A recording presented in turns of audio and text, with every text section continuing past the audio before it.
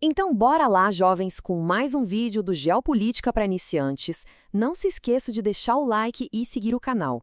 Hoje, o assunto é quente, literalmente. A gente vai analisar uma das armas mais comentadas no cenário geopolítico atual, os mísseis clusters do Irã. Vamos entender direitinho como eles funcionam e por que, representam um desafio tão grande. Olha, quem tem acompanhado o que está rolando no Oriente Médio, com certeza já viu imagens como essa. São dezenas, centenas de pontos laranja iluminando o céu noturno sobre Israel, se espalhando como uma verdadeira chuva de fogo. Mas assim, isso não tem nada a ver com celebração, não.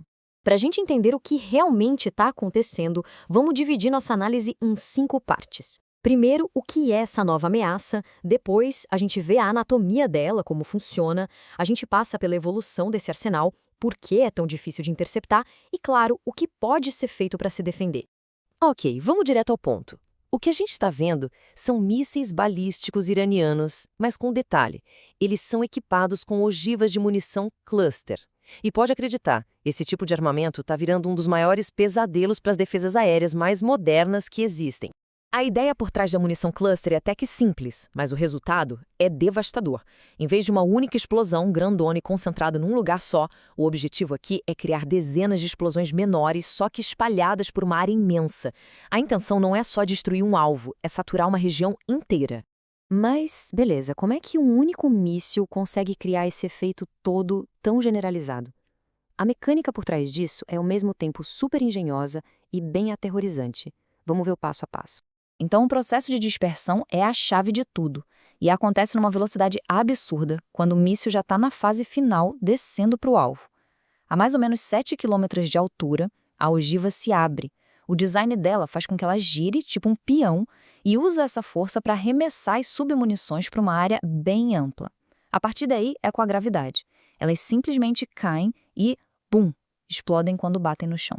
E a escala do negócio é impressionante. Agora, olha só esse número. Dependendo do míssil, um único, como o Khorramshahr, pode carregar entre 24 e até 80 dessas bomblets, e cada uma delas com até 7 quilos de explosivos. É muita coisa. Para ter uma ideia melhor, o estrago de uma única submunição é parecido com o de um foguete cação. Sozinha, ela não vai derrubar um prédio, mas imagina dezenas delas, espalhadas por uma cidade.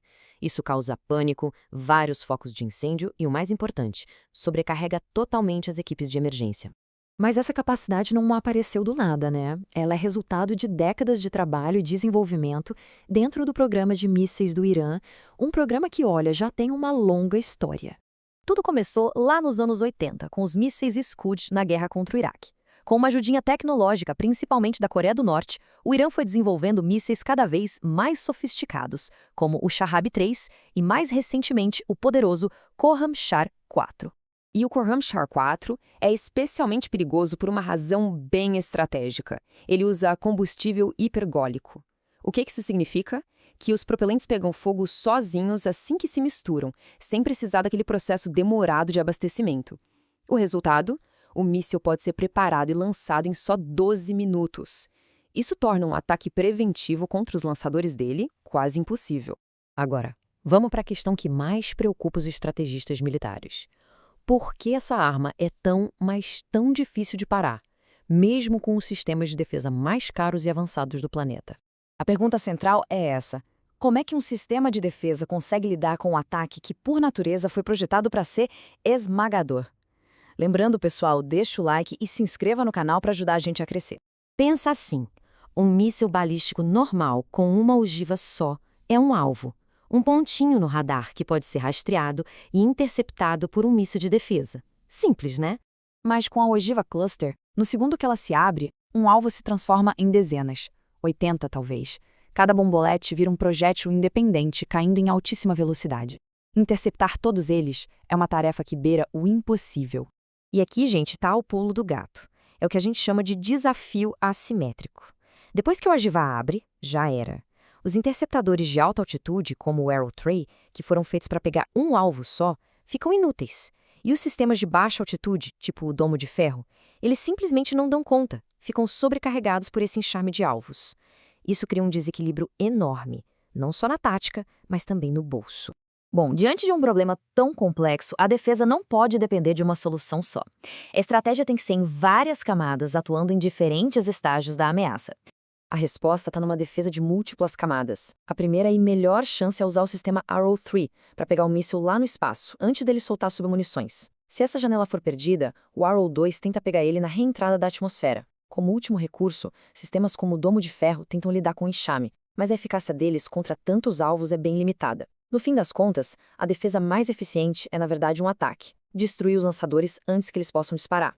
E vale lembrar um contexto bem importante aqui. O uso de munições cluster é proibido por uma convenção internacional de 2008.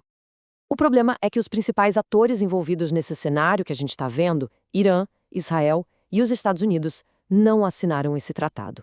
Essa frase resume tudo perfeitamente. A guerra está mostrando uma verdade bem desconfortável. Mesmo as defesas antimísseis mais sofisticadas do mundo têm seus limites. A tecnologia de ataque está sempre desafiando a de defesa, forçando uma evolução sem fim. Armas como os mísseis cluster são um baita lembrete de que, na guerra moderna, a vantagem pode mudar de lado muito rápido. Por enquanto é isso, não se esqueça de deixar o like e seguir o canal, para não perder a próxima notícia sobre geopolítica mastigada de um jeito descomplicado para você. Falou, piazada!